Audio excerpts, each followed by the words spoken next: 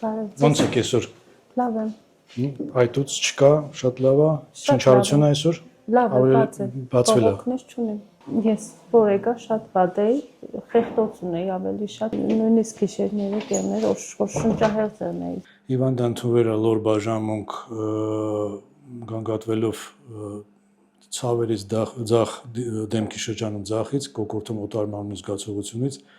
ձախ կողմից քթով դժվարացած շնչառությունից ու թարախահոսությունից ձախից։ Կատարվել է կատե հետազոտություն եւ ֆիբրոսկոպիկ հետազոտություն քթի ու քթմպանի։ Ախտորոշվել է ծավալուն գոյացություն ձախ հայմարյան խորություն, որը թափանցում է դեպի քթի խորոշ ձախից ու տարածում է դեպի խոհան ու քթմպան։ Ես եկել եմ Գյումրիից, մեր մոտ խորհուրդ չտվեցին վիրահատվել, քանի որ ասեցին էնդոսկոպիկ եղանակով պետք է արվի,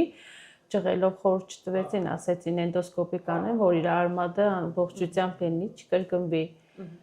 Եկել եմ Երևան, խորհուրդ են տվել մեր բժշկին, Արգադի Բուդախշյանին։ Շատ գոհ եմ, վերաբերմունքը շատ լավ։ Ես չեմ զգացել, որ ես այդտեղ չեմ եղել, բայց ծանոթ միջավայր էր ինձ համար, որ սա մտնեին, հարցնեին, շատ հոգատար, շատ լավ էր ամեն ինչ։ Կոչվում է պոլիպոզ հայմորիտ, անտրոխանալ պոլիպ։ Սիմպտոմները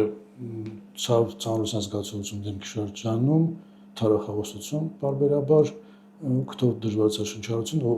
կոկորտում օտարմանու զգացողություն։ Շատ գոհ եմ, բժշկի սերկը շատ թեթև էր, չեմ զգացել ընդհանրապես ցավ։